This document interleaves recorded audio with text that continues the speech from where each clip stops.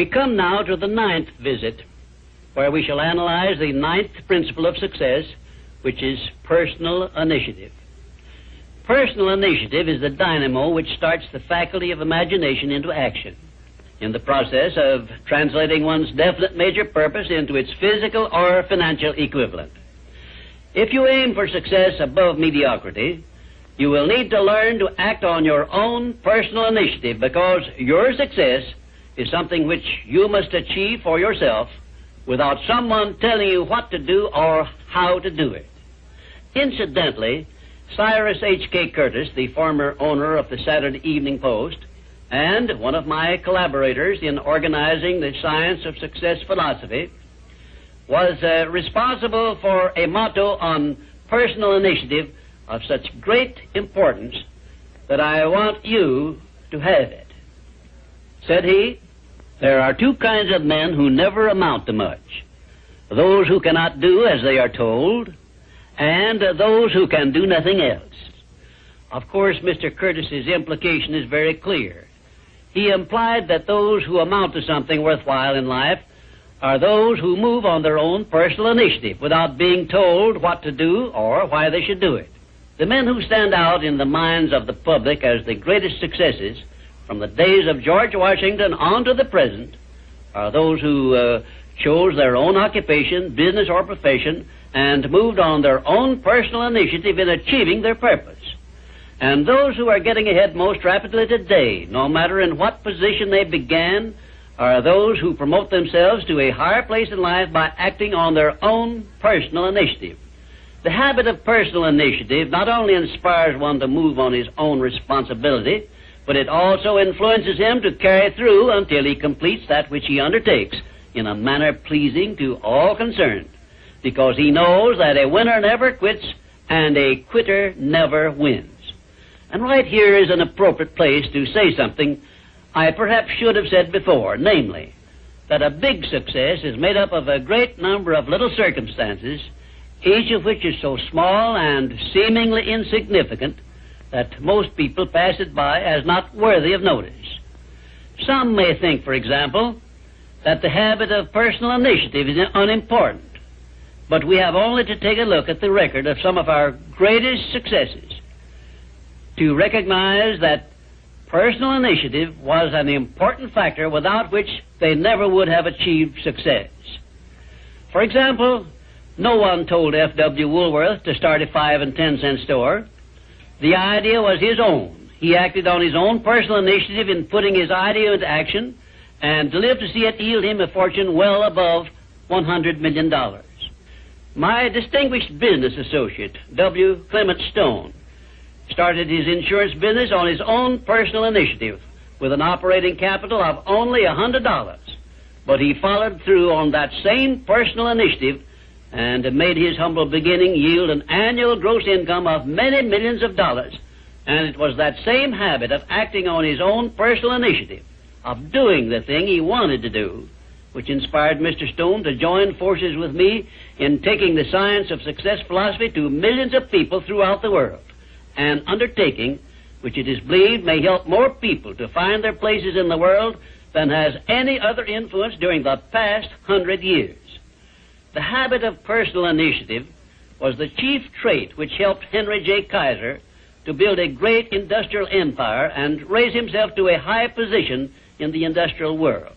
It was this trait of personal initiative which inspired Mr. Kaiser to pile up such an enormous record in the building of ships during World War II, despite the fact that he had never built ships before.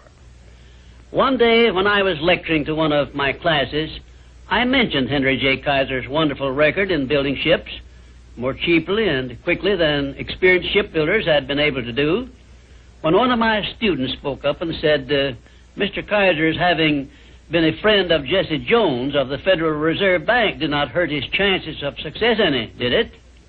Well, for a moment it looked as if that question had placed me on a spot. But I soon recovered my composure and came back with this reply.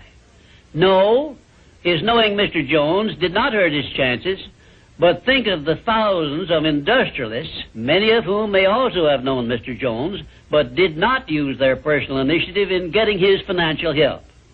Personal initiative is one quality which inspires one to form friendships and to make contacts with people who can be of aid to them in times of need. It was my personal initiative which influenced Andrew Carnegie to give me an opportunity to organize the Science of Success philosophy. I now wish to give you an outline of the more important attributes of the person who has sufficient personal initiative to give him leadership in his chosen occupation. 1. First of all, the person who follows the habit of personal initiative has a definite major purpose in life and a plan for its attainment. 2. And a mastermind alliance with those whose help is essential in achieving his major purpose. 3. He has the necessary persistence and the will to win to carry him along when the going is hard and he meets with obstacles. 4.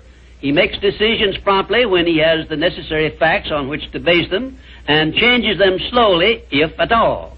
5. He follows the habit of doing more than he is paid for, and he does so in a pleasing, positive mental attitude. 6. He accepts full responsibility for everything he undertakes and never passes the buck when things go wrong. 7. He can take friendly criticism without resentment because he has learned to profit by it. 8. He knows what the 9 basic motives are which inspire all human endeavors and never requests anyone to do anything for him without giving that person an adequate motive for doing so. 9. He never expresses an opinion about anything unless he has thought the subject through and is prepared to state how he came by his opinion. 10. He follows the habit of listening much and talking only when he has something to say which may benefit himself or others. 11. He has a well-developed sense of observation of small details and knows his job from the smallest detail to the greatest. 12. He never tells anyone to do anything without suggesting why it should be done and how it may be done best. 13. He follows the habit of concentrating his full attention on one thing at a time. 14. His mental attitude is positive at all times when he is in communication with other people. 15. If you ask him a question, he will give you a direct answer, even if he has to tell you he does not know the correct answer. 16. Last, but perhaps most important of all, he never puts off until tomorrow that which should have been done last week, because he knows that the habit of procrastination is near the top of the list of the causes of failure. If you can rate OK on each of these 16 traits of personal initiative, you are a leader in your field of endeavor. When you come to examine yourself on the subject of personal initiative, just remember that your success or your failure depends very largely on the action you take in connection with your occupation. No one will tell you what you should do. No one will tell you what not to do. The decision must be your own, and you must follow through and carry out your decision on your own personal initiative. If you work for wages or a salary, you should decide to promote yourself through your own personal initiative to the top of the scale in your occupation. And remember that your promotion is entirely in your hands. In my previous visits, I have given you a blueprint of the steps you should take in promoting yourself to whatever station in life you desire. Now, let me give you a brief review of 8 principles we have covered previously.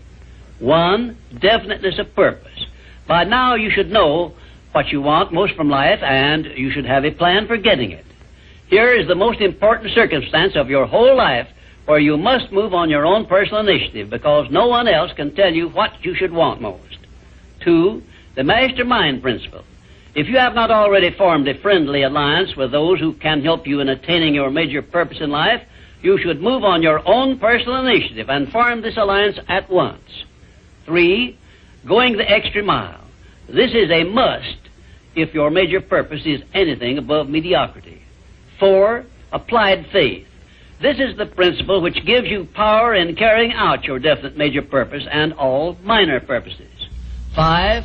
A pleasing personality is an asset of priceless value, and it too is something you must acquire through your personal initiative. 6. Self-discipline. The 6th principle of success is also something you acquire through your personal initiative. 7. A positive mental attitude, which is the most important of the 12 great riches of life, is also the product of your own personal initiative. 8. Enthusiasm is a state of mind which only you can generate through your personal initiative. You see, therefore, that personal initiative enters into every one of the success principles. And now, until our next visit, may I remind you that there are two types of people who never amount to anything. Those who will not do what they are told, and those who will do nothing else.